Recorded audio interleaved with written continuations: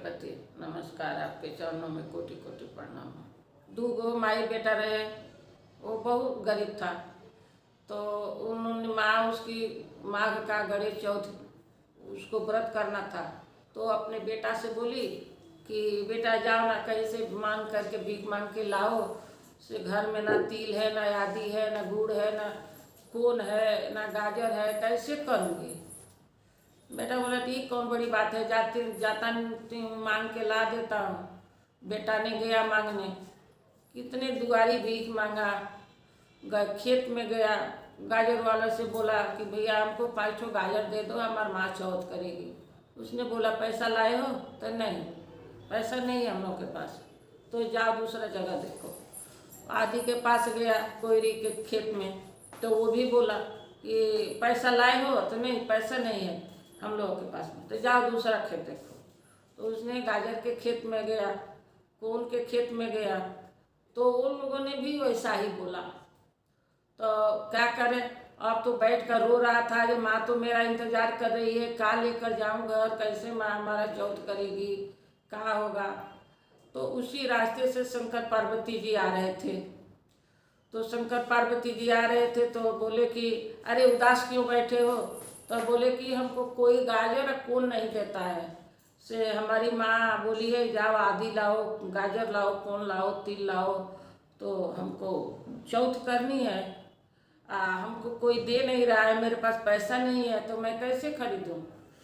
मंगनी को मांग रहा हूँ तो कोई दे नहीं रहा है।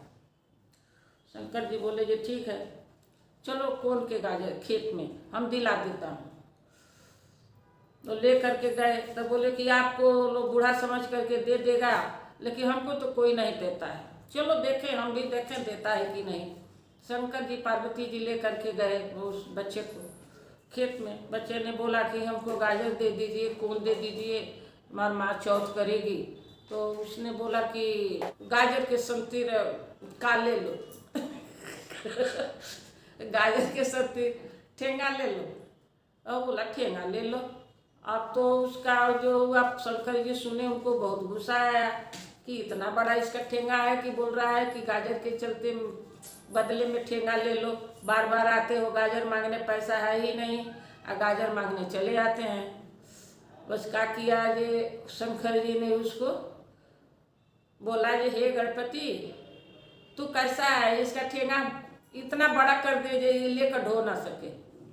अब तो गणपति ने इतना बड़ा किया, इतना बड़ा किया कि पूरा शरीर में लपेटा तो छोटा नहीं हुआ, माथे पर पगड़ी बांधा तभी नहीं छोटा हुआ, और रोते रोते घर आया। उसके माँ बोली क्या बात है? तो बोले देखे बेटा कि तुम्हारा कैसे हाल हो गया है, ये क्यों हुआ है? तो माँ मैं खेत में गया था काम करने, तो गाजर कौन कोड़ रहा था, तो एक बच्चा आया और एक बूढ़ा बूढ़ी आए थे। उन्होंने बोला कि गाजर दे दो और कौन दे दो, आधा दे दो, हमको चौथ गणेश चौथ करनी है। तो मैंने बोला कि ठेंगा ले लो, पैसा नहीं दोगे तो ठेंगा लो। बस यही कह के वो लोग चले गए। मेरा ठेंगा बढ़ते गया, मैं क्या करूं। अब तो क्या किया कि बोला जे जाते हैं ससुरारी, ससुरारी जाते हैं, देखते हैं कि मेरी सास कोई उपाय अगर बता देगी तो छोटा हो जाएगा। बेचारा वैसे ही पगड़ी बनले चला गया ससुराल।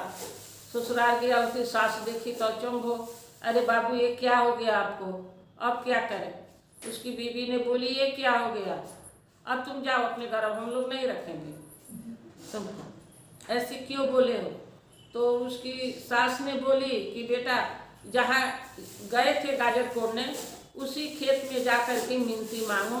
आप बोलो उसी लोगों से कि हे गणपति, अगर ठेंगा छोटा हो जाएगा तो मैं आपको अगले साल फ्री में कोन गाजर आधा सब बांटूंगा, आप पैसा नहीं लूँगा। तो उसने क्या किया कि अब तो छोटा हो गया, जब हाथ दिया तो, और घर आया तो उसकी माँ देखी खुश हो गई।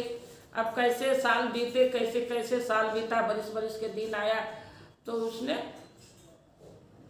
गाजर बोया, आदि बोया, खून बोया, बो के कोड़ा कोड़ करके पूरा ग्राम में जवार में अपना फ्री को इसी गणेश चौथ के दिन फ्री में बांटा। बांटने के बाद गणपति ने खुश हुए और गणपति ने उसको बहुत सारा धन संपत्ति दे दिया। उसको खेती करने की कोई ज़रूरत नहीं पड़ी। जैसे गणपति ने उसको किया और ऐसे सबको धन दे, और जैसे उसका टेका का आशीर्वाद दिया उसे किसी को न दे। नमस्कार। जय गणपति।